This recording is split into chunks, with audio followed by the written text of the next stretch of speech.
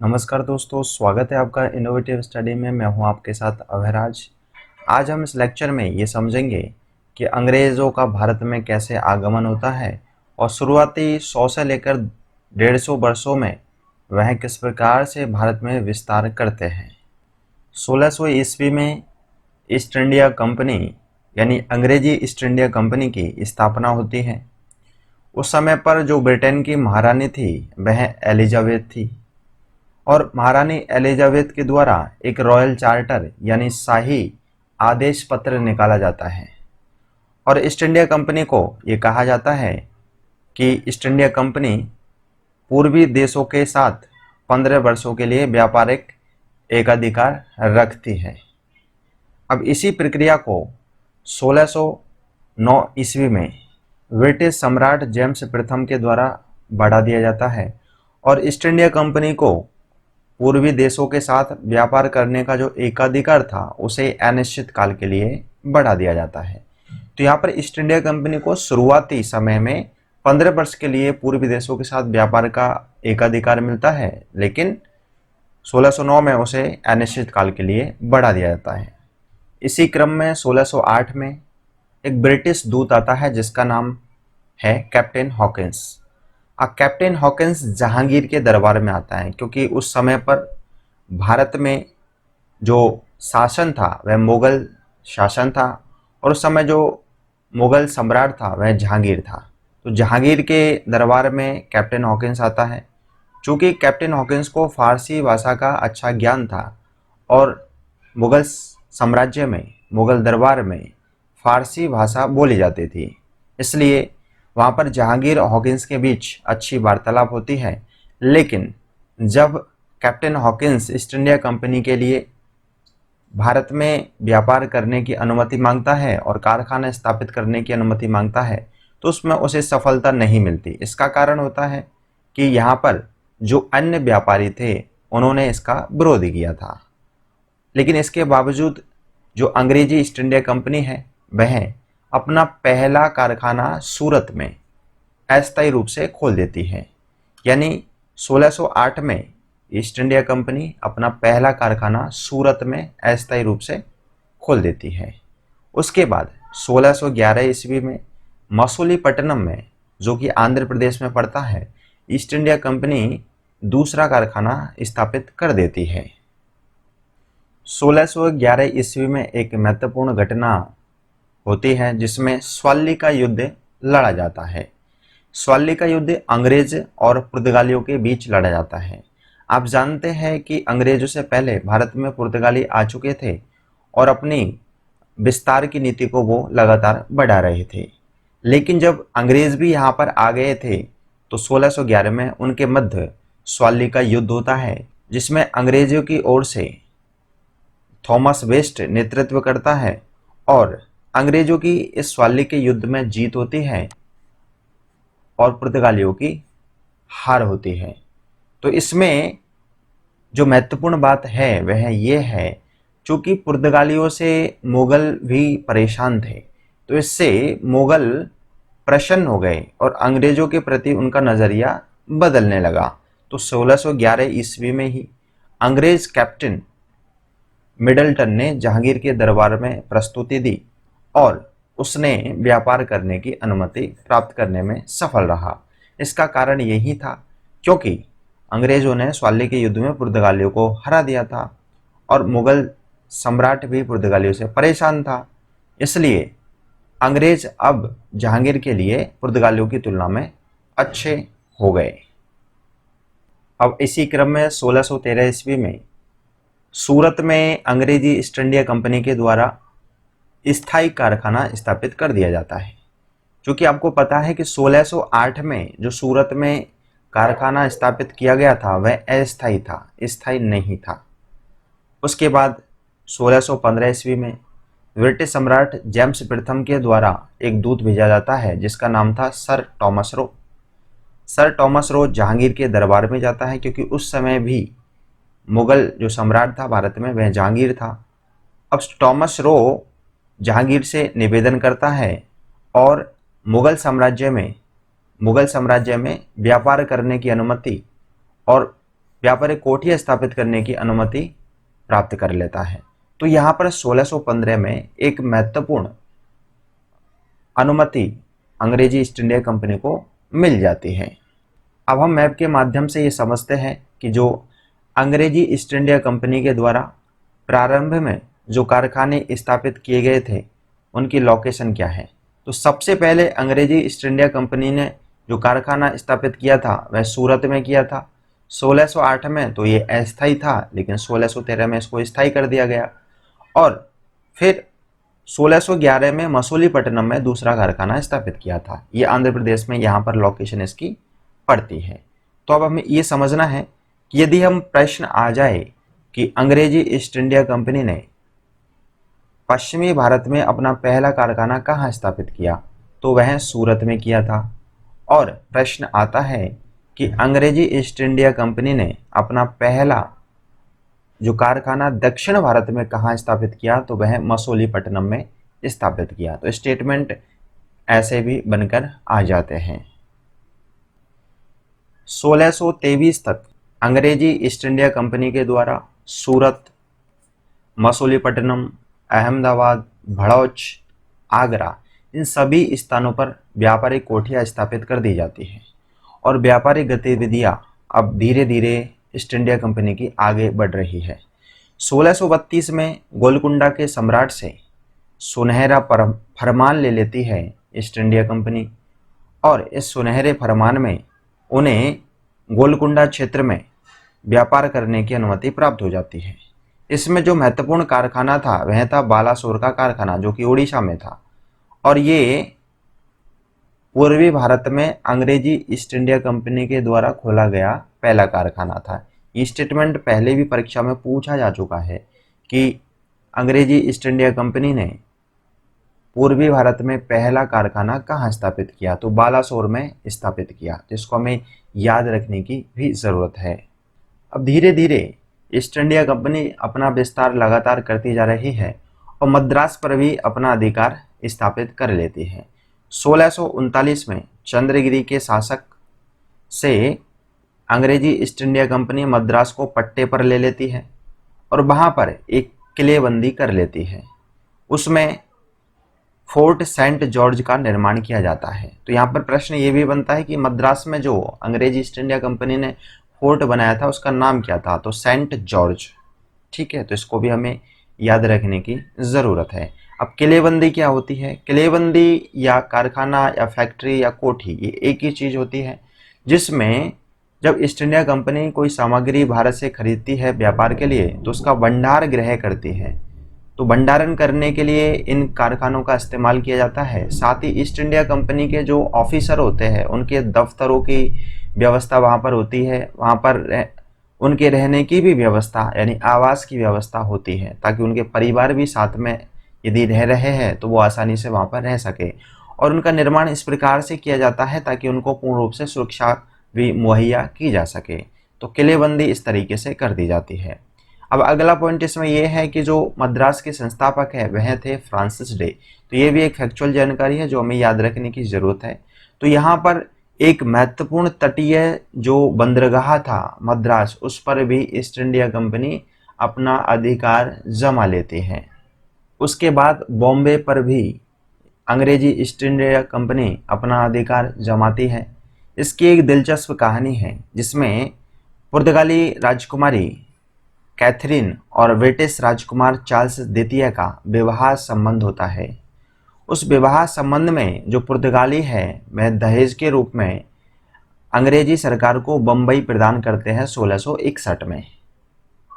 चूँकि अंग्रेजों से पहले भारत में पुर्तगाली आए हुए थे और उससे पहले पुर्तगालियों ने बम्बई पर अधिकार जमा रखा था, तो जब इनके मध्य विवाह संबंध स्थापित होते हैं तो दहेज के रूप में ये अंग्रेजी सरकार को बम्बई प्रदान कर देते हैं।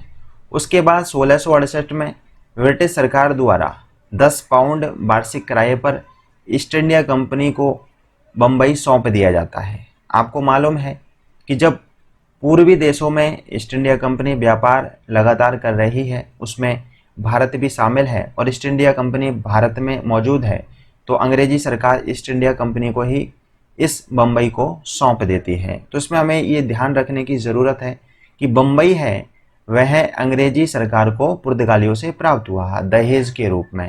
तो ये दहेज की जो कुप्रथा है ये उस समय भी मौजूद थी। अब इसमें एक फैक्चुअल जानकारी ये है कि बम्बई के जो संस्थापक हैं वो कौन थे। तो गेराल्ड आंगियर बम्बई के संस्थापक थे। तो ये फैक्चुअल जानकारी हमें याद रखने की ज़रूरत है। चूँकि शुरुआत में जब ईस्ट इंडिया कंपनी आती है तो वह अपना हेडक्वार्टर यानी मुख्यालय सूरत में स्थापित करती है, और जब उनको बम्बई प्राप्त हो जाता है तो सूरत से बम्बई अपना हेडक्वार्टर स्थानांतरित कर देती है। तो ये भी हमें ध्यान रखना है कि सूरत के बाद बम्बई उनका हेडक्वार्टर बन जाता है। एक समय ऐसा भी आता है कि मुगल और अंग्रेजों के बीच संघर्ष हो जाता है। 1686 में हुगली जो कि बंगाल में थी उसमें अंग्रेजों के द्वारा लूटमार की जाती है।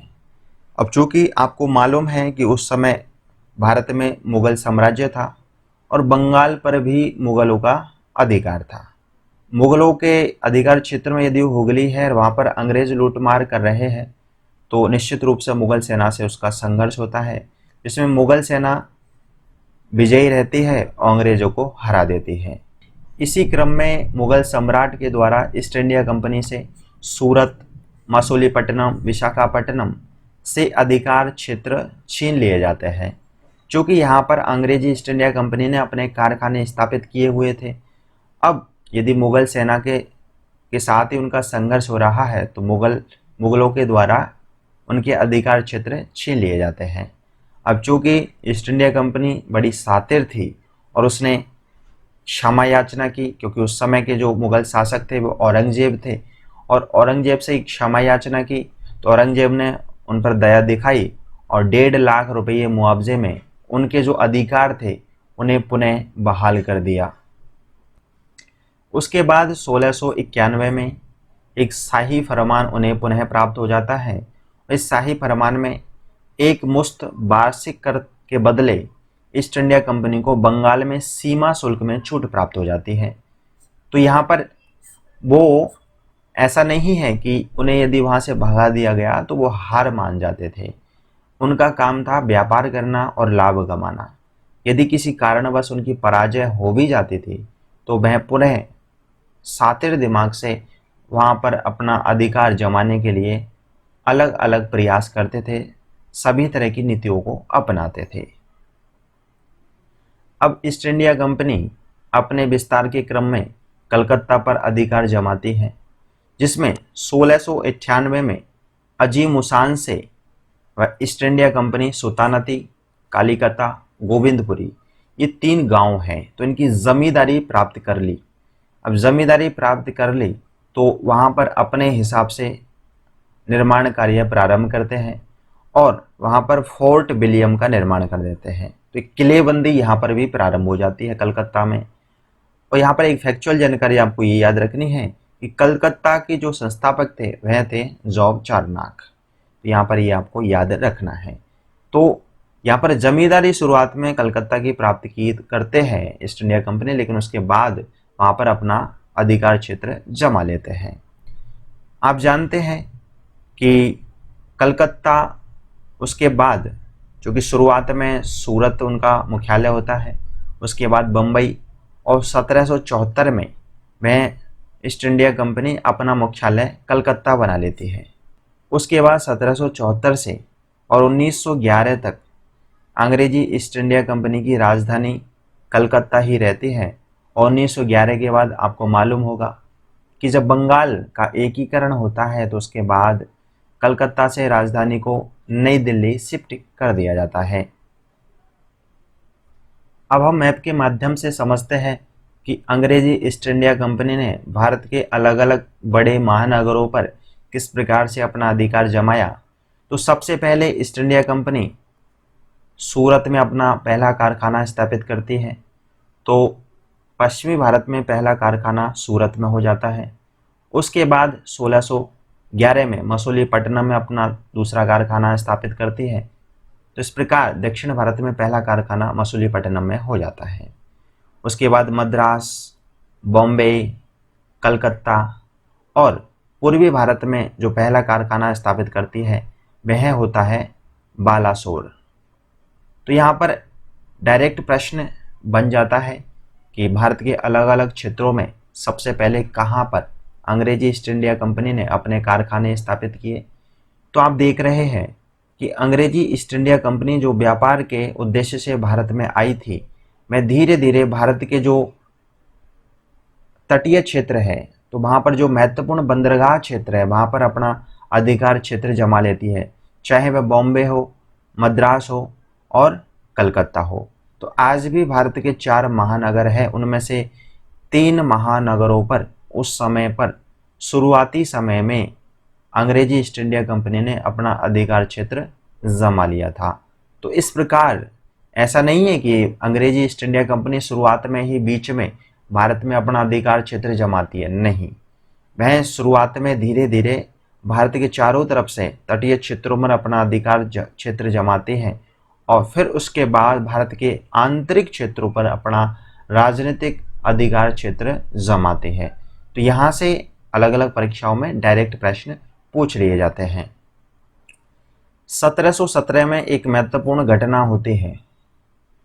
चूंकि भारत में मुगल साम्राज्य था और मुगल साम्राज्य जब तक औरंगजेब सम्राट था तब तक तो वह मजबूत था, लेकिन औरंगजेब की जब मौत हो जाती है तो उसके बाद जो उत्तराधिकारी होते हैं मुगल साम्राज्य के, वे काफ़ी कमज़ोर होते हैं और उसके बाद से ही भारत की राजनीतिक स्थिति है वह कमज़ोर लगातार होती चली गई। तो मुगल सम्राट फर्रुखसियर 1717 में था। उस समय वह किसी कारण से बीमार पड़ जाता है और बीमार जब पड़ गया तो इस बात का पता ईस्ट इंडिया कंपनी के अफसरों को लगा। तो उनके पास डॉक्टर भी साथ में रहते थे। तो उनका ईस्ट इंडिया कंपनी का एक डॉक्टर था जिसका नाम था विलियम हैमिल्टन। तो ईस्ट इंडिया कंपनी ने ये सोचा कि यदि फर्रुखसियर का इलाज कर दिया जाए तो हमारी सॉफ्ट पावर बढ़ जाएगी। तो इस काम को वो करते हैं। विलियम हैमिल्टन को फर्रुखसियर के इलाज के लिए ईस्ट इंडिया कंपनी के द्वारा भेजा जाता है और विलियम हैमिल्टन फर्रुखसियर के सफल इलाज कर देता है।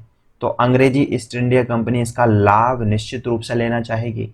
उसने सोचा कि इस समय मुगल सम्राट फर्रुखसियर ईस्ट इंडिया कंपनी से काफ़ी प्रसन्न है और इसी प्रसन्नता के अवसर में हमें कुछ व्यापारिक सुविधाएं मांग लेनी चाहिए। तो ईस्ट इंडिया कंपनी के अफसर पुनः फर्रुखसियर के दरबार में जाते हैं और वहाँ से व्यापारिक सुविधाओं के लिए निवेदन करते हैं। तो फर्रुखसियर क्योंकि ईस्ट इंडिया कंपनी से खुश थे, इसलिए वह शाही फरमान जारी करते हैं और उस शाही फरमान में ईस्ट इंडिया कंपनी को काफ़ी व्यापारिक सुविधाएं प्राप्त हो जाती है। इसलिए इस घटना को ब्रिटिश इतिहासकार जिसका नाम था ओम्स, उसने ईस्ट इंडिया कंपनी का महाधिकार पत्र यानी मैग्ना कार्टा कहा है, क्योंकि इस घटना के बाद ईस्ट इंडिया कंपनी को भारत में व्यापार की भारी सुविधाएं प्राप्त हो गई थी। इस मैग्ना कार्टा के अंतर्गत ईस्ट इंडिया कंपनी को एक निश्चित वार्षिक कर चुकाकर निःशुल्क व्यापार करने की अनुमति प्राप्त हो गई। सूरत, बंगाल, जहाँ जहाँ पर भी उनको आवश्यकता थी वहाँ पर निःशुल्क व्यापार करने की अनुमति प्राप्त हो गई। अब ईस्ट इंडिया कंपनी को भारी लाभ होने की संभावना बढ़ गई। ईस्ट इंडिया कंपनी द्वारा बम्बई टकसाल में ढाले गए सिक्कों को पूरे मुगल साम्राज्य में चलाने की अनुमति प्राप्त हो गई। चूँकि जब व्यापार पहले ईस्ट इंडिया कंपनी कर रही थी तो उस समय मुद्रा के रूप में विदेश से यानी यूरोप से मुद्राएं लाती थी और उससे सामान खरीदती थी और उसके बाद यूरोप में सामान को बेचती थी। लेकिन अब घटनाक्रम बदल चुका है। अब बम्बई में जो उनकी टकसाल है सिक्के ढालने की, उसी में वो वहाँ पर सिक्के बना सकते हैं, उससे सामान खरीद सकते हैं और यूरोप में सामान बेच सकते हैं। इसका मतलब ये है कि उन्हें यूरोप से धन लाने की आवश्यकता नहीं पड़ी। अब ईस्ट इंडिया कंपनी यहीं पर सिक्के ढाल रही है, यहीं का सामान खरीद रही है, उसे बेचकर भारी मुनाफा कमाना प्रारंभ कर देती है। और इस मैग्ना कार्टा के अंतर्गत ईस्ट इंडिया कंपनी के लोगों को भारतीय व्यापारियों के समान ही कर चुकाने की अनुमति प्राप्त हो गई। पहले भारतीय व्यापारियों को कुछ अतिरिक्त सुविधाएं दी जाती थी, लेकिन अब भारतीय व्यापारियों के समान ही ईस्ट इंडिया कंपनी को रख दिया। इससे भारतीय व्यापारियों को काफ़ी नुकसान हुआ और ईस्ट इंडिया कंपनी को रियायत मिलने के कारण उसका अधिकार क्षेत्र, उसका कब्जा लगातार व्यापार के क्षेत्र में बढ़ता गया। तो इसीलिए इस जो ये मैग्ना कार्टा है ईस्ट इंडिया कंपनी का, इसको कहा जाता है, क्योंकि इसमें भारी रियायतें अंग्रेजी ईस्ट इंडिया कंपनी को व्यापार क्षेत्र में प्राप्त हो गई थी। अब हम जानते हैं कि भारत में डेनिशों का आगमन किस प्रकार से होता है। क्योंकि सर्वप्रथम भारत में पुर्तगाली आते हैं, उसके बाद डच आते हैं, तीसरे नंबर पर अंग्रेज आते हैं और चौथे नंबर पर डेनिश भारत में आते हैं डेनमार्क देश से। तो 1616 में डेन ईस्ट इंडिया कंपनी की स्थापना होती है। उसके बाद 1620 में वह अपना भारत में पहला कारखाना ट्रंकोवार में स्थापित कर देते हैं, जो कि तमिलनाडु में है। उसके बाद 1676 में सेरामपुर, जो कि बंगाल में है, तो बंगाल में एक कोठी की स्थापना डेनिशों के द्वारा की जाती है। उसके बाद डेनिश है वो भारत में व्यापारिक क्षेत्र में इतनी प्रगति नहीं कर पाते हैं और अपनी सभी फैक्ट्रियां अंग्रेजों को बेचकर चले जाते हैं वापसी। तो यहाँ पर डेनिशों का केवल यही 2-3 पॉइंट हमें याद रखना है। एक तो ये चौथे नंबर पर भारत में इनका आगमन होता है और इनकी पहली जो फैक्ट्री है, कारखाना है, वह 1620 में ट्रंकोवार में स्थापित ये करते हैं। और दूसरा जो महत्वपूर्ण कारखाना है इनका सेरामपुर में, जो कि बंगाल में स्थापित है, और फिर अंग्रेजों को अपनी सारी फैक्ट्रियां बेचकर ये वापसी चले जाते हैं। तो यहाँ पर डेनिशों के संबंध में अधिक प्रश्न या अधिक बिंदु नहीं है, क्योंकि इनका विस्तार इतना विस्तृत रूप से नहीं हो पाया था। अब हम मैप के माध्यम से डेनिशों के कारखानों का लोकेशन देख लेते हैं, जिसमें ये ट्रंकोवार है तमिलनाडु में और ये सेरामपुर है जो कि बंगाल में है। तो इस प्रकार से ये दो महत्वपूर्ण कारखाने डेनिशों के रहे हैं, जिनकी लोकेशन हमें थोड़ा सा ध्यान रखने की ज़रूरत है।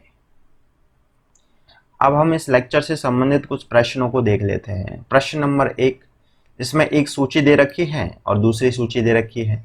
पहली सूची में संस्थापकों के नाम दे रखे हैं, दूसरी सूची में महानगरों के नाम दे रखे हैं। तो यहाँ पर ए में दे रखा है फ्रांसिस डे, बी में जॉब चार्नक और सी में गेराल्ड अंगियार। तो फ्रांसिस डे ने मद्रास की स्थापना की थी, जॉब चार्नक ने कलकत्ता की स्थापना की थी और गेराल्ड अंगियार ने बम्बई की स्थापना की थी। तो इस प्रकार से 1, 2, 3 यहाँ पर सही है। तो यहाँ पर हमारा आंसर हो जाता है वी। तो ये इस तरीके से प्रश्न आने की संभावना होती है, जिसमें हमें अब ये प्रश्न मुझे लगता है कि आपको आसानी से हल हो गया होगा। प्रश्न संख्या 2, किस मुगल सम्राट के काल में इंग्लिश ईस्ट इंडिया कंपनी ने भारत में सर्वप्रथम कारखाना स्थापित किया? तो यहाँ पर ऑप्शन ए है अकबर, बी जहांगीर, सी शाहजहां, डी औरंगजेब। तो जो अंग्रेजी ईस्ट इंडिया कंपनी थी, उन्होंने जो पहला कारखाना स्थापित किया था वह किया था 1608 में और सूरत में किया था। और उस समय पर जो मुगल सम्राट था वह था जहांगीर। तो यहाँ पर इसका आंसर जहांगीर होगा। लेकिन यदि ये प्रश्न इस प्रकार आता कि जब ईस्ट इंडिया कंपनी, अंग्रेजी ईस्ट इंडिया कंपनी की स्थापना हुई थी, तो उस समय पर भारत में जो मुगल सम्राट था वह कौन था? तो इसका आंसर होगा अकबर। क्योंकि जब अंग्रेजी ईस्ट इंडिया कंपनी की स्थापना होती है 1600 ईस्वी में, तो उस समय पर जो मुगल सम्राट था भारत में वह अकबर था।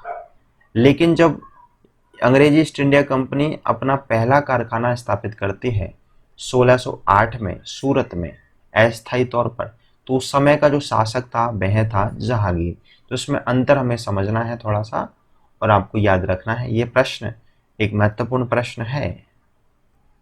क्वेश्चन नंबर 3, वर्ष 1613 में इंग्लिश ईस्ट इंडिया कंपनी को कहाँ एक कारखाना स्थापित करने की अनुमति मिली? Option A Bangalore, B Madras, C Masulipatnam और डी सूरत। तो आप सभी जानते हैं, सिंपल सा प्रश्न है ये। तो इसमें आंसर हो जाएगा डी, क्योंकि 1613 में आप जानते हैं कि सूरत में स्थायी रूप से कारखाना स्थापित किया गया था। तो यहाँ पर ये प्रश्न है, तो ये आपको समझ में आ गए होंगे। सिंपल प्रश्न थे, लेकिन प्रश्न इसी तरह के बनने की संभावना बनी रहती है। आशा है आपको ये लेक्चर बहुत पसंद आया होगा और आप इस चैनल को सब्सक्राइब कर सकते हैं। वीडियो पसंद आया है तो आप इसे लाइक करें और वीडियो देखने के लिए धन्यवाद।